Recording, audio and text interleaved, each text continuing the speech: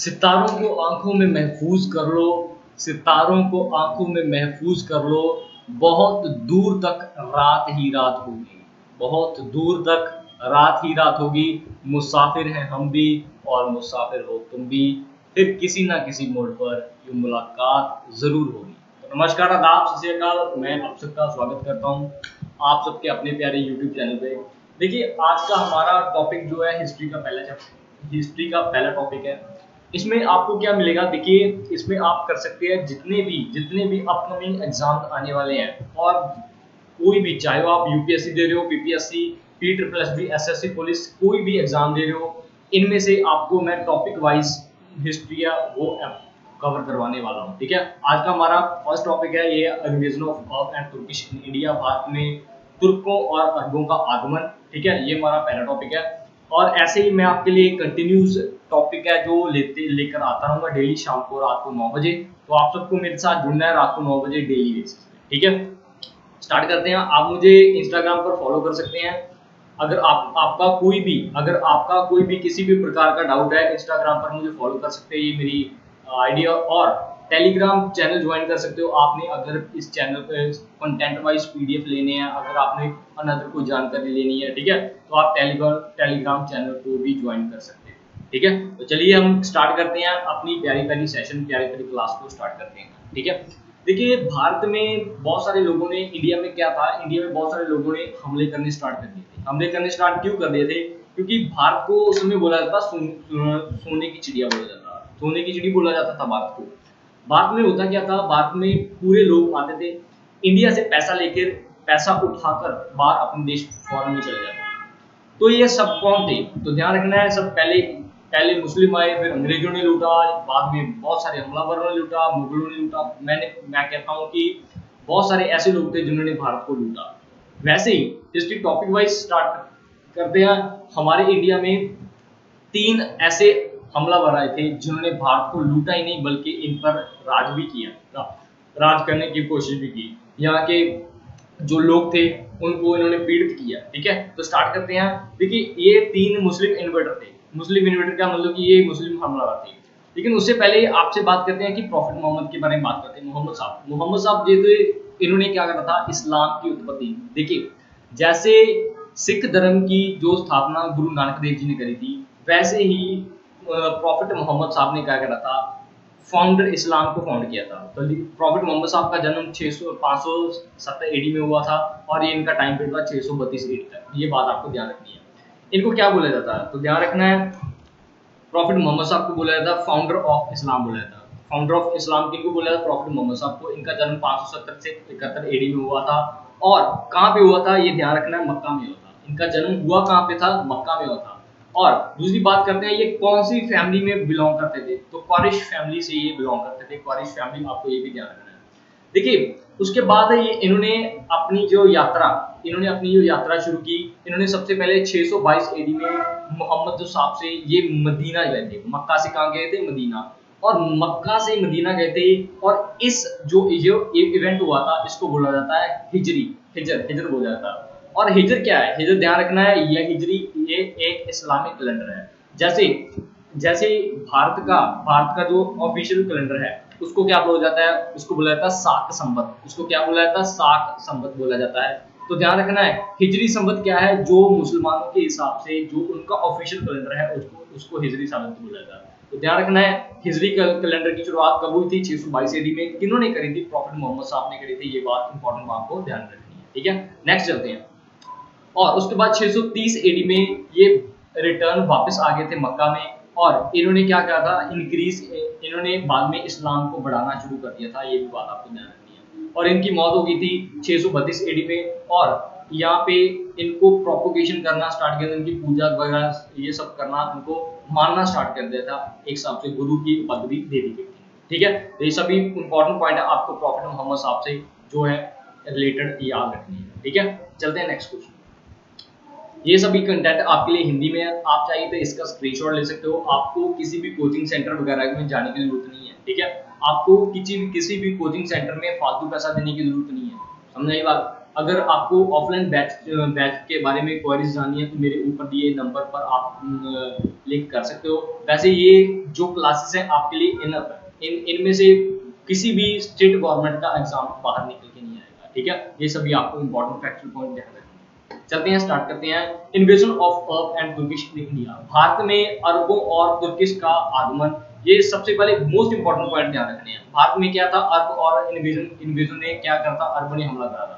देखिए, सबसे पहले एक बंदा आया था ईरान से, ईरान से एक बंदा था, उसका नाम क्या था, ये था, ध्यान रखना, मोहम्मद बिन कासिम। मोहम्मद बिन कासिम, मोहम्मद बिन कासिम ईरान इराक से, दोनों ध्यान रखना, ईरान और इराक से। मोहम्मद बिन कासिम ने सबसे पहले भारत में हमला किया था 712 एडी में। देखिए, ये फर्स्ट मुस्लिम था जिसने अटैक किया था इंडिया में। पहला मुस्लिम हमलावर कौन था, मोहम्मद बिन कासिम। इसने अटैक किया था 712 एडी में, और इसको भेजा किसने था इंडिया में, तो ये भी ध्यान रखनी है। अल अजाज, अल अजाज कौन था, अल अजाज गवर्नर था इराक का, जिसने सेंड किया था मोहम्मद बिन कासिम को इंडिया में, जिसने भारत में भेजा था मोहम्मद बिन कासिम को। गवर्नर कौन था इराक का, अल अजाज। एक पॉइंट आपको ध्यान रखना है। देखिए, मोहम्मद बिन कासिम ने इंडिया में हमला कर दिया, इंडिया में हमला कर दिया, और इस बंदे ने सिंध प्रांत था एशियन समय में 712 एडी में, उसको कैप्चर कर लिया था। और ये इसने मोस्ट इंपॉर्टेंट बैटल लड़ी थी, battle of reward. Battle of reward किन किन के बीच हुई है, तो यह ध्यान रखना है, मोहम्मद बिन कासिम और राजा दाहिर। राजा दाहिर कौन थे, ये एक ब्राह्मण रूलर थे, कहाँ के, सिंध के। ये जो मोहम्मद बिन कासिम था, इस बंदे ने रात को अटैक करा था इंडिया पे, रात को अटैक करके इस बंदे ने सिंध को कैप्चर कर लिया था, ठीक है। ये बात इंपॉर्टेंट आपको फैक्चुअल पॉइंट है, ध्यान रखना, ठीक है। चलिए चलते हैं नेक्स्ट। देखिए, इस बैटल का अंत क्या होगा, जो दाहिर था उसको हरा दिया गया था, ठीक है, राजा दाहिर को हरा दिया गया था, और सिंध प्रांत पर कब्जा किसका, सिंध और मुल्तान कैप्चर कर लिए थे किसने, मोहम्मद बिन कासिम ने। मोहम्मद बिन कासिम आया किस लिए था इंडिया में, तो देखिए, मोहम्मद बिन कासिम पैसे के लिए इंडिया में आया था। इसने इतना धन दौलत लूटा इन दो स्टेट्स में से, सिंध और मुल्तान में से, इतना धन दौलत लूटा। इसने क्या बोला था, मोहम्मद बिन कासिम ने बोला था मुल्तान को सिटी ऑफ गोल्ड के नाम से कॉल है, क्योंकि इस बंदे को इतना ज्यादा सोना मिला था लोगों के घरों में, मंदिरों में, राजाओं के महलों में। तो इस बंदे ने क्या बोला था, सिटी ऑफ गोल्ड बोल दिया था किसको, मुल्तान को। ये बात इंपॉर्टेंट आपको ध्यान में रखनी है, ठीक है। और ये है अल अजाज साहब, ठीक है, ये भी ध्यान रखना। नेक्स्ट बात करते हैं, ये कंटेंट हिंदी में पढ़ लेना। देखिए, उसके बाद बात करते हैं कि नेक्स्ट पॉइंट की बात करते हैं,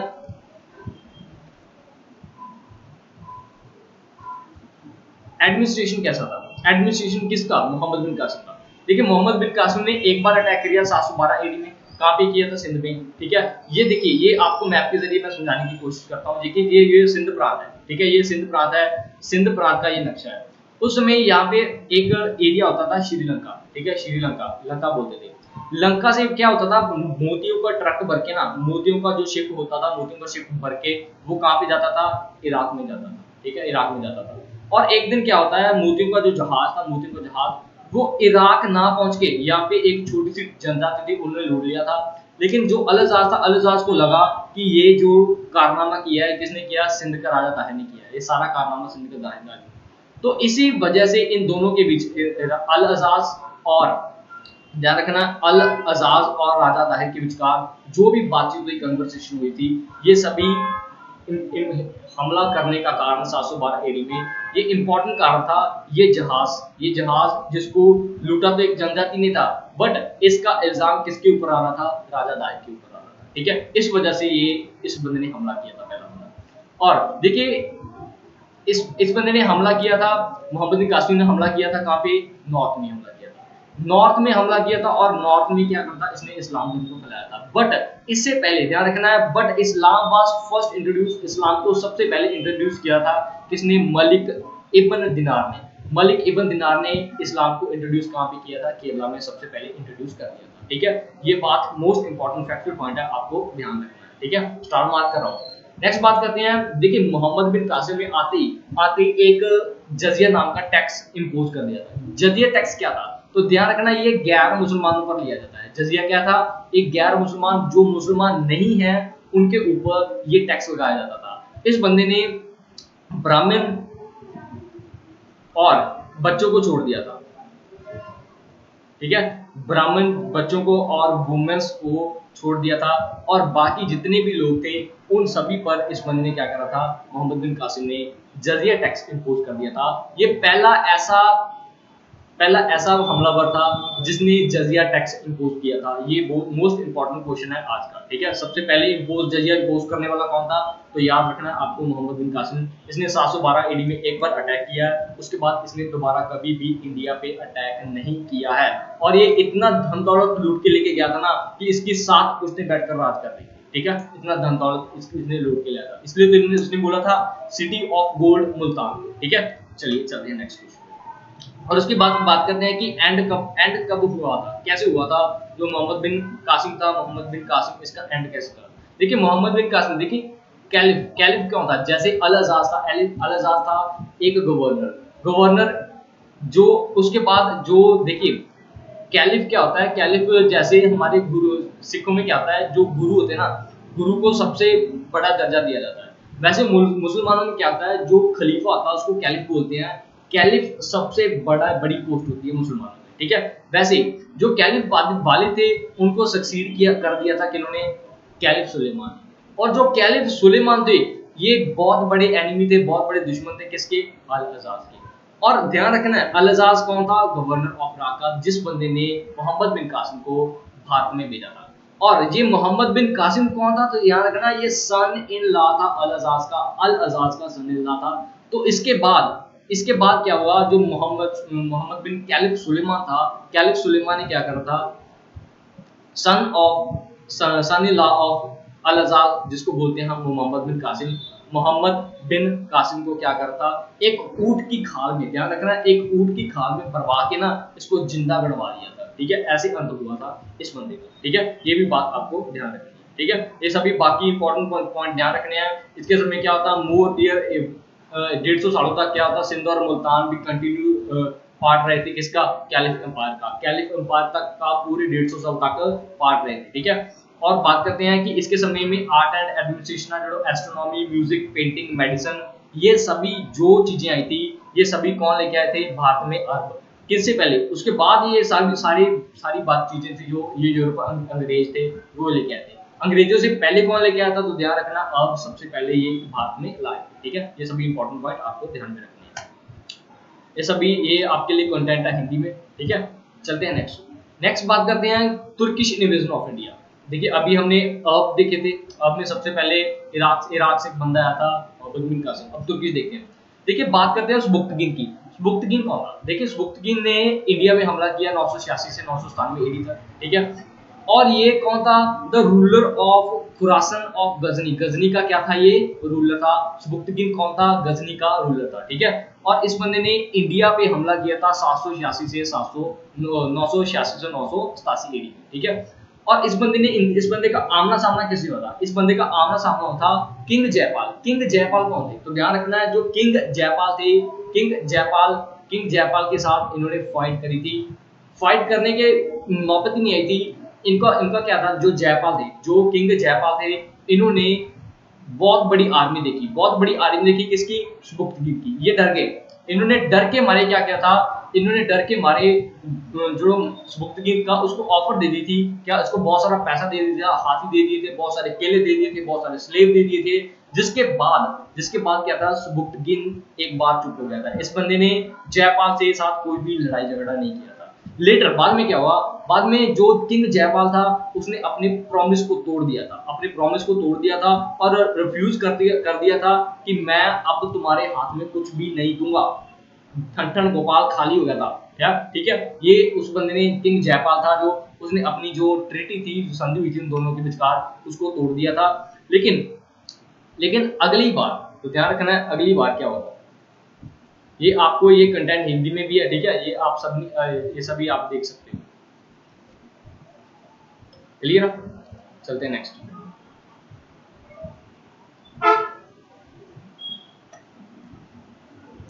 सुबुक्तगिन, अब बात करते हैं सुबुक्तगिन की। नेक्स्ट करते हैं। देखिए जो सुबुक्तगिन था इसने डिफीट किया था किंग जयपाल को इन द बैटल ऑफ लंबन, ठीक है।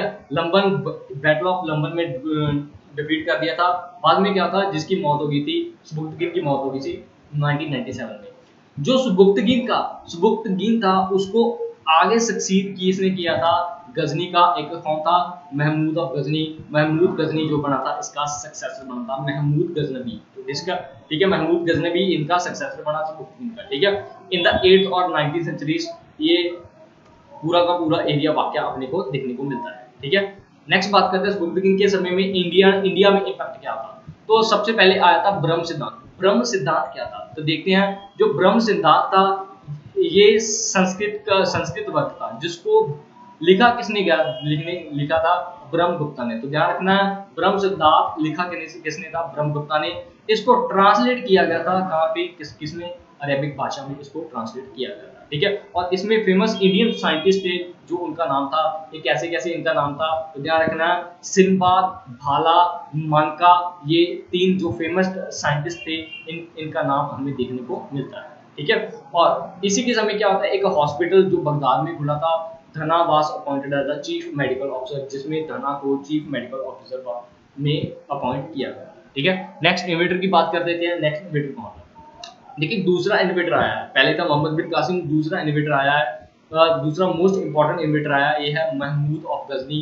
इसको क्या बोला जाता है, मोहम्मद गजनबी भी बोला जाता है, ठीक है।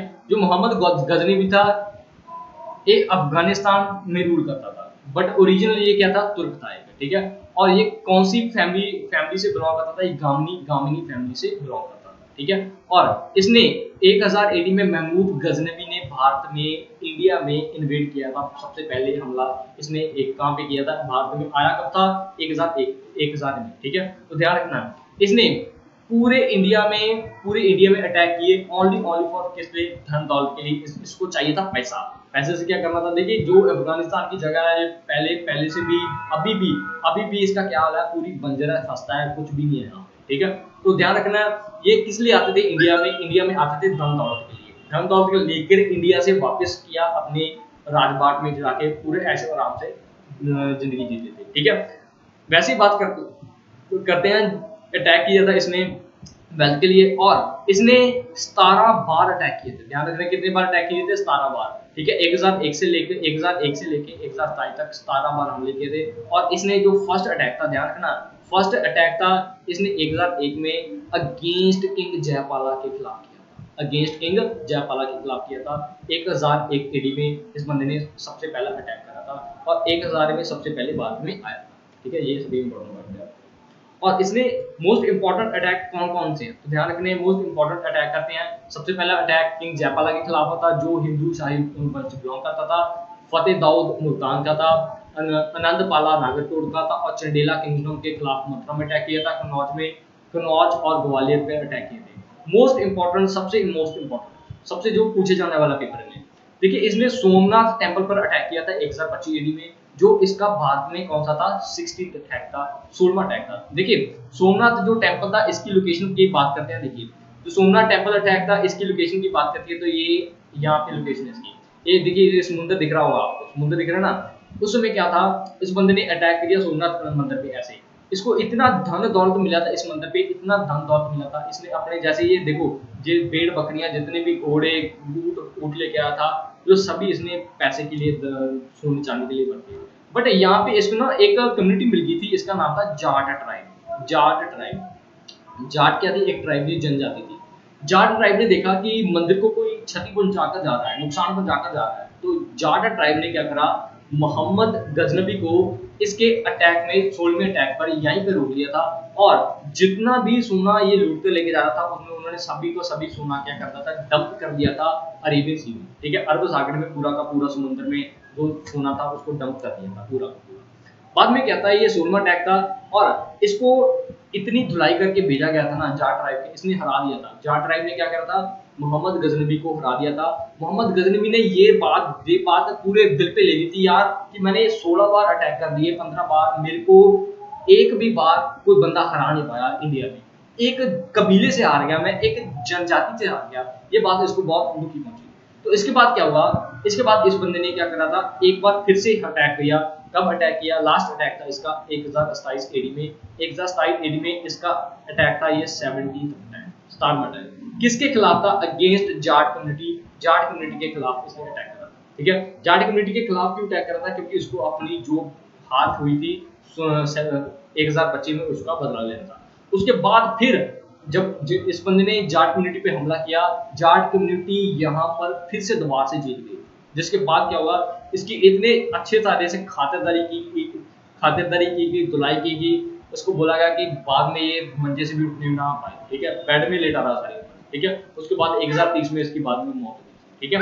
इसके 2 पंटर थे, उसको इन्होंने छोड़ दिया था जाट कम्युनिटी में, इसको वापस उठा के लेके जाए, ठीक है। ये यही इसकी कहानी खत्म होती है। नेक्स्ट बात करते हैं मोहम्मद ऑफ गौरी। देखिए मोहम्मद गौरी का टाइम पीरियड था 1149 से लेकर 1206 ईस्वी तक। मोहम्मद गौरी था, ये थर्ड मुस्लिम था। आपको बोला था कि ये 3 हमलावर थे, अब 2 हमलावर हमने कर लिए, तीसरा हमलावर कौन था? मोहम्मद गौरी था। इसने भारत में हमला किया था। He became the ruler of Ghor. Ghor क्या अफगानिस्तान में एक प्लेस का नाम है।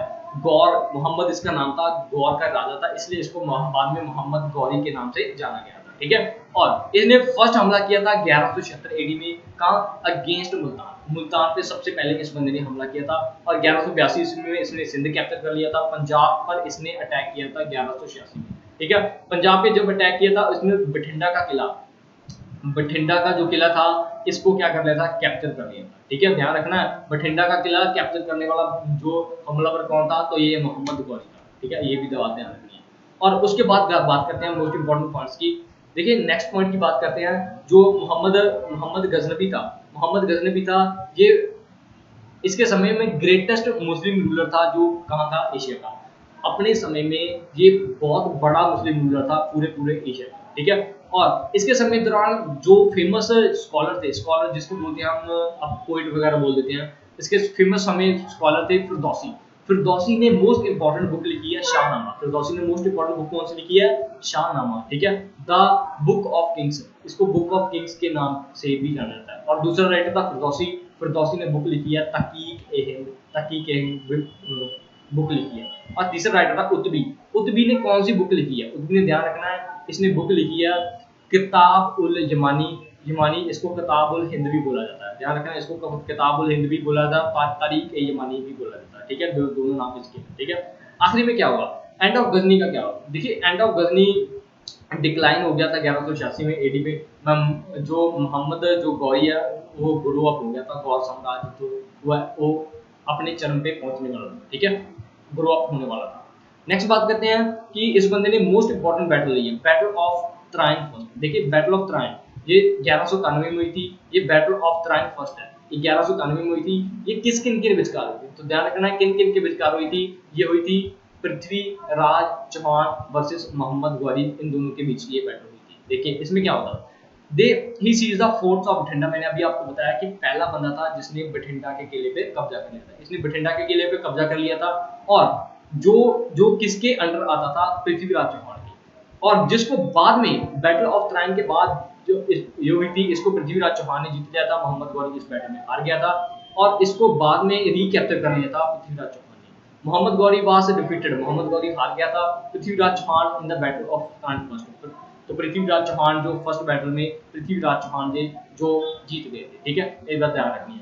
और इन्होंने क्या किया था? रिकवर कर लिया था बठिंडा 1191 ईस्वी में। ये बात इंपॉर्टेंट आपको ध्यान में रखनी है, ठीक है। ये किन किन के विचकार हुई थी और कब हुई थी? इसमें कौन जीता था? पृथ्वीराज चौहान जीते थे पहली बैटल। दूसरी बैटल कौन जीता था? ये देखिए पहली बैटल के बाद ही देखिए पृथ्वीराज चौहान ने क्या करा था? मोहम्मद गौरी को बख्श दिया था। इसको मारा नहीं था, बख्श दिया था। इसको बोला था कि वापस अपने गौर चला जा, इंडिया में वापस मत निकलना, बट ऐसा नहीं हुआ। अगली साल क्या होता है? सेकंड बैटल ऑफ त्राइन होती है। सेकंड बैटल ऑफ त्राइन में क्या होता है? देखिए सेकंड बैटल ऑफ त्राइन में क्या होता है? ये 1100 अगले साल पूरे ट्रेन, देखिए जो मोहम्मद गौरी था वो अपने साथ इतनी बड़ी आर्मी ले गया था, पूरे शस्त्र बदल के सिंह। उस बंदे ने सोचा था कि मैं पृथ्वीराज चौहान को हराकर पूरे इंडिया भारत में कब्जा कर लूंगा। इसके बाद हुआ कुछ ऐसा ही। देखिए पृथ्वीराज चौहान की ये सबसे बड़ी गलती थी कि उन्होंने मोहम्मद गौरी को माफ कर दिया था, जो कि उनको माफ करना कतई नहीं चाहिए। उसको बट ज्यादा से ज्यादा उसको कारागार में डाल देते यार, जेल में डाल देते, बट माफ तो नहीं करना चाहिए था। तो ये उनकी सबसे बड़ी गलती थी, जिसका खामियाजा पूरे भारतवर्ष को देखने को मिला। देखते हैं the second of battle of Tarain हुई थी। इसके बाद क्या होता है? सेकंड बैटल ऑफ त्राइन में ये पृथ्वीराज चौहान डिफीटेड बाय मोहम्मद गौरी, तो इसमें क्या होता, पृथ्वीराज चौहान हार गए थे, मोहम्मद गौरी था इस बैटल में जीत गया था। ये बात आपको ध्यान रखनी है, ठीक है। और बाद में क्या होता, पृथ्वीराज चौहान को बाद में कैद कर लिया गया था और बाद में उनकी हत्या कर दी गई, ठीक है। लेटर बाद में उसके बाद क्या था, first battle of Indian history was the second battle of Tarain. तो ध्यान रखना है, यहाँ से क्या होता, तुर्किश रूल जो था इंडिया में बिगन हो गया था, किसके बाद, सेकंड बैटल ऑफ त्राइन 1192 के बाद जो तुर्किश एम्पायर था इंडिया में वो रूल शुरू हो गया था, ठीक है। और इसी बंदे ने फाउंडेशन स्टोन रखी थी, फाउंडेशन स्टोन क्योंकि मुस्लिम रूलर की, भारत में मुसलमानों की फाउंडेशन स्टोन रखने वाला कौन था, मोहम्मद गौरी था। मोस्ट इंपॉर्टेंट पॉइंट है, भारत में कौन था मुस्लिमों का नींव पत्थर रखने वाला, मोहम्मद गौरी था, ठीक है। और उसके बाद कुतुबुद्दीन ऐबक, कुतुबुद्दीन ऐबक कौन था, कुतुबुद्दीन ऐबक इसका एक कमांडर था, सेनापति था, जिसको उसने एक स्लेव के रूप में खरीदा था, ठीक है, मोहम्मद गौरी ने खरीदा था और इसको कमांडर अपॉइंट कर दिया गया था इंडिया का, ठीक है। नेक्स्ट बात करते हैं जो राजपूत किंग की है। देखिए मोस्ट इंपॉर्टेंट क्या है, नेक्स्ट बात करते हैं, देयर वर मैनी, उस समय बहुत सारे राजपूत होते थे, 1193 में 1198 से लेके बहुत सारी जो इंपॉर्टेंट बैटल्स लड़ियां गई, इनमें से मोस्ट इंपॉर्टेंट बैटल की बात करते हैं, कुतुबुद्दीन ऐबक ने defeated them and the bought the control. Qutbuddin Aibak ने क्या किया था, बहुत सारे जो राजपूत रूलर थे उनको हरा दिया था और पूरा का पूरा कंट्रोल था जो इस बंदे ने अपने हाथ में ले लिया था। इसमें मोस्ट इंपॉर्टेंट बैटल रही थी बैटल ऑफ चंदावर 1194 में। बैटल ऑफ चंदावर किन किन के विचकार हुई थी, मोहम्मद ऑफ गौरी डिफीटेड राजा जयचंद। ध्यान रखना है, मोहम्मद गौरी और जयचंद के विचकार ये बैटल हुई थी। इस बैटल में हुआ क्या था, ये जयचंद कौन थे, तो ध्यान रखना जयचंद पृथ्वीराज चौहान के, ध्यान रखना पृथ्वीराज चौहान के ये फादर इन लॉ थे, ध्यान रखना फादर इन लॉ ससुर थे, ठीक है, फादर इन लॉ ससुर थे जयचंद, ठीक है। और ये ग्रेटेस्ट रूलर थे कहाँ के, कनौज के जो रूलर थे और इनको हत्या कर दी गई थी, किसने, मोहम्मद गौरी ने इनकी हत्या कर दी थी। ये सभी इंपॉर्टेंट आपको देख रहे हो, किला जैसे ये सभी बैटल इंपॉर्टेंट होती है, ठीक है। और मोहम्मद गौरी का एक कमांडर और था, मोहम्मद गौरी का दूसरा कमांडर था, इसका नाम था मोहम्मद बिन बख्तियार खिलजी। मोहम्मद बख्तियार खिलजी ने मोस्ट इंपॉर्टेंट काम किया, देखिए इसने एक कलंक लगाया है पूरे भारत के इतिहास को। इस बंदे ने क्या कलंक लगाया, देखिए इसने क्या किया था, डिस्ट्रॉय कर दी थी फेमस विक्रमशिला यूनिवर्सिटी और नालंदा यूनिवर्सिटी, दो फेमस यूनिवर्सिटी थी। इस बंदे ने क्या करा, दोनों की दोनों यूनिवर्सिटी को डिस्ट्रॉय कर दिया, खत्म कर दिया, ठीक है, खत्म कर दिया था, उसमें आग लगा दी थी। माना जाता है कि इतना सारा डाटा था ना, इसकी आग कम से कम क्या बोला जाता है कि 6 महीनों तक ऐसे ही जलती रही, इतना सारा इतिहास इस बंदे ने जला दिया, ठीक है, पूरा इतिहास ही खत्म कर दिया था।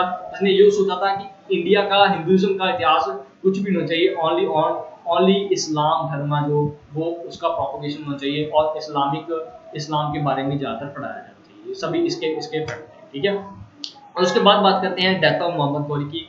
मोहम्मद गौरी की डेथ कब हुई, देखिए मोहम्मद गौरी की इसको असैसिनेट कर दिया, शहादत दी गई थी 25 मार्च 1206 को, ये बंदे को कत्ल कर दिया गया था, ठीक है, कहाँ पे, सेंट्रल एशिया में, सेंट्रल।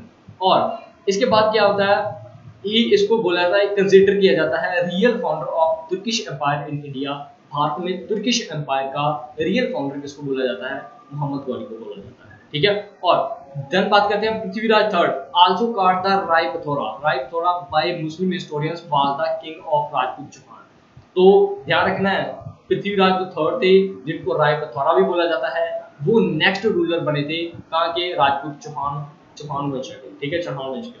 और दूसरी मोस्ट इंपॉर्टेंट बुक ध्यान रखना, पृथ्वीराज रासो, जिसमें पूरी की पूरी जीवन काल बारे में पृथ्वीराज चौहान जी के बारे में बताया गया है, उनमें कौन कौन से बैटल लिए, क्या क्या इंपॉर्टेंट काम किए, ये सभी हमें जानकारी मिलती है पृथ्वीराज रासो ने। और इसके राइटर कौन थे, तो ध्यान रखना चंद्रपर दाई ने ये बुक लिखी है।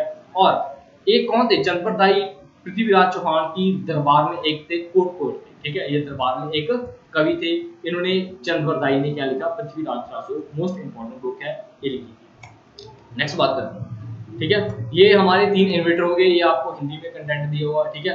तो अगर आपको यार क्लासें मेरी पसंद आ रही है, ठीक है, आपने क्या करना है, चैनल को मैक्सिमम शेयर करना है, लाइक करना, सब्सक्राइब करना, घंटियां बजा देनी है।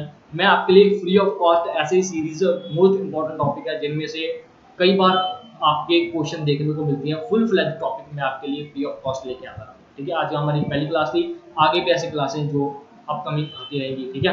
आपको क्या करना, लाइक करना, सब्सक्राइब करना, घंटियां बजा देनी। ठीक है, thank you so much, have a nice day, और पढ़ते रहिए, सतर्क रहिए, ठीक है, बस यही कामना करते हैं।